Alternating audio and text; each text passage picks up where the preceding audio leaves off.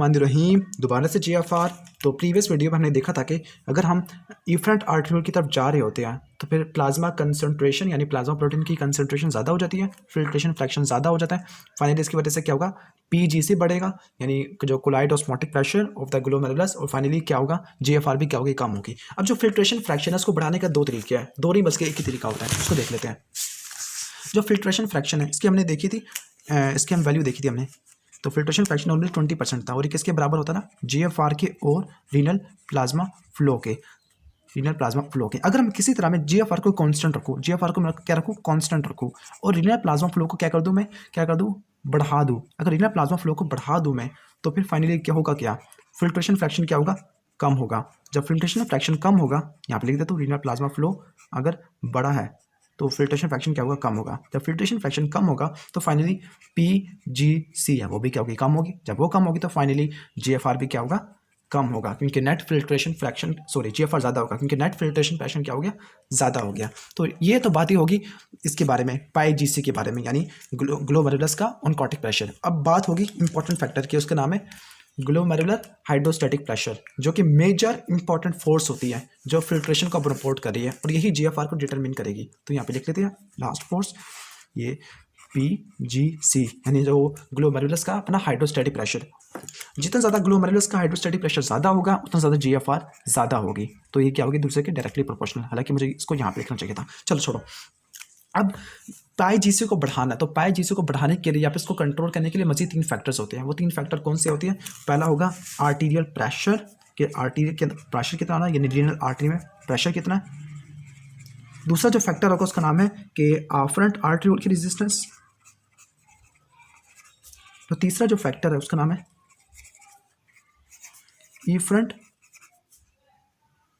Efferent arteriole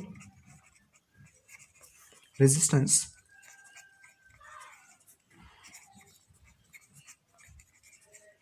okay, अब हम start करते हैं आर्टीरियल प्रेशर से कि आर्टीरियल प्रेशर PGC को कैसे इफेक्ट करेगा। पहले होगा आर्टीरियल प्रेशर।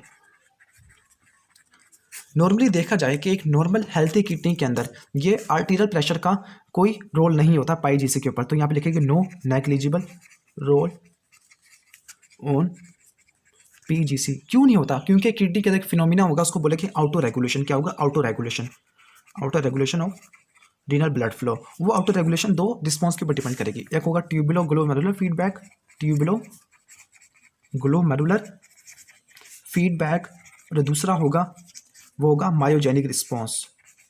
जो ट्यूबुलो ग्लोमेरुलर फीडबैक अब किसके ऊपर डिपेंड करा, मैक्युलर डेंसा के ऊपर। जो मायोजेनिक रिस्पॉन्स अब किसके ऊपर डिपेंड करा, स्मूथ मसल के ऊपर। ये हम बाद में देख लेंगे। चूंकि ऑटो रेगुलेशन हो जाने की वजह से जो फिर GFR और रीनल ब्लड फ्लो के ऊपर ज़्यादा इफेक्ट नहीं होगा, तो हम आर्टीरियल प्रेशर को क्या करेंगे, इग्नोर मारेंगे। अगला जो फैक्टर है वो है आफ्रेंट आर्ट्रियोल की रेजिस्टेंस।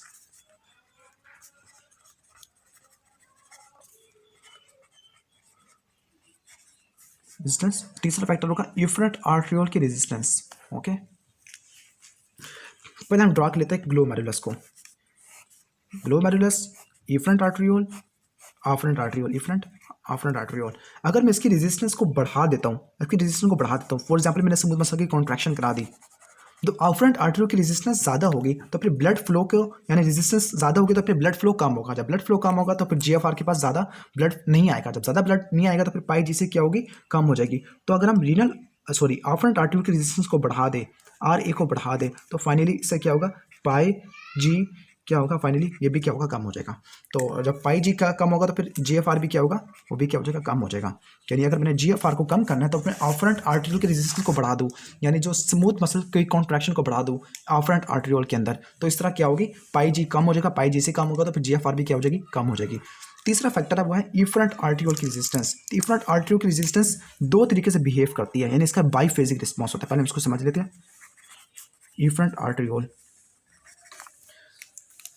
अगर इफरेंट आर्ट्रियोल की रेजिस्टेंस बार ड्रॉ कर लेते हैं, अगर इफरेंट आर्ट्रियोल की रेजिस्टेंस ज़्यादा हो जाती है तो वो ब्लड जो इफरेंट आर्ट्रियोल से भाग जाता था वो इफरेंट आर्ट्रियोल को लीव नहीं करेगा, यानी वो ब्लड यहाँ पे ज़्यादा जमा होता रहेगा। तो फाइनली PG क्या हो जाएगा, ज़्यादा हो जाएगा। PG ज़्यादा होगा तो फिर GFR भी क्या होगी, ज़्यादा होगी। तो यानी अगर इफरेंट आर्ट्रियोल की रेजिस्टेंस को बढ़ाए तो फिर PG ज़्यादा होगा, PG ज़्यादा होगा तो फिर GFR भी क्या होगी, ज़्यादा हो जाएगी। तो ये तो हो गया बात। लेकिन अगर इसके दो रिस्पॉन्स होते हैं, एक होता है इसका मॉडरेट लेवल पे, एक होता है इसकी हाई लेवल के ऊपर। इफरेंट आर्ट्रियोल की रेजिस्टेंस के दो मेजर इफेक्ट हो गए, एक होगा मॉडरेट लेवल के ऊपर और एक होगा हाई लेवल के ऊपर। अगर मॉडरेट लेवल पे होगा तो फिर इसका डिफरेंट नतीजा देखने को मिलेगा और एक हाई लेवल पे होगा।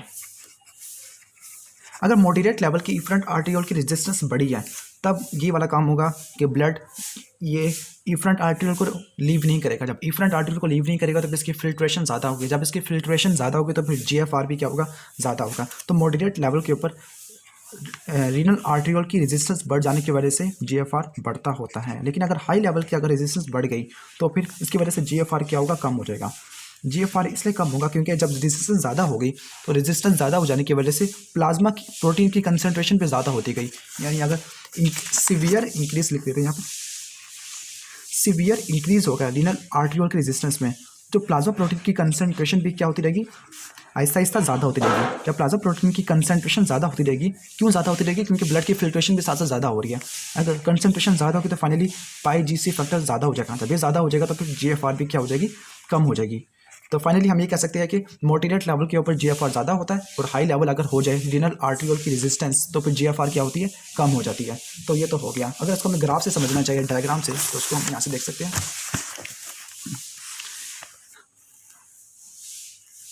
तो इस डायग्राम में देखिएगा यहाँ पे एक इफरेंट आर्ट्रियोल की रेजिस्टेंस दिखाई दी है और यहाँ पे आफ्रेंट आर्ट्रियोल। पहले आफ्रेंट को समझ लेते हैं। अगर आफ्रेंट आर्ट्रियोल की रेजिस्टेंस ज़्यादा होती है, ये नॉर्मल ग्राफ है और ये वाला ओके, ये GFR को शो कर रहा है और ये उसको रीनल ब्लड फ्लो को। जब अगर इफरेंट आर्ट्रियोल की रेजिस्टेंस यहाँ पे ज़्यादा हो रही है तो GFR भी क्या हो रहा है, कम हो रहा है। तो यहाँ पे रीनल ब्लड फ्लो भी क्या हो रहा है, दोनों कम हो रहे हैं। तो ये तो समझ आ गया।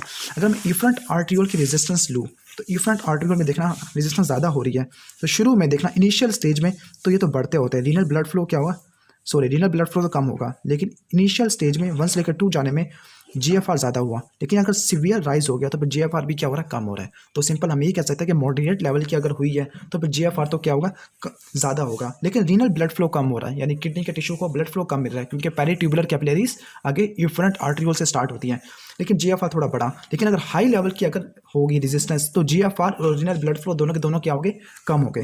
अब यहाँ पे देखते हैं, अगर आफ्रेंट आर्ट्रियोल की रेजिस्टेंस बढ़ती है तो फिर GFR भी क्या हो रहा है, कम हो रहा है और रीनल ब्लड फ्लो भी ज़्यादा हो रहा है। अगर रेजिस्टेंस कम होती है यानी वेज़ोडाइलेशन होती है तो GFR और रीनल ब्लड फ्लो दोनों के दोनों क्या हो रहे हैं, ज़्यादा हो रहे हैं। तो ये तो हो गया।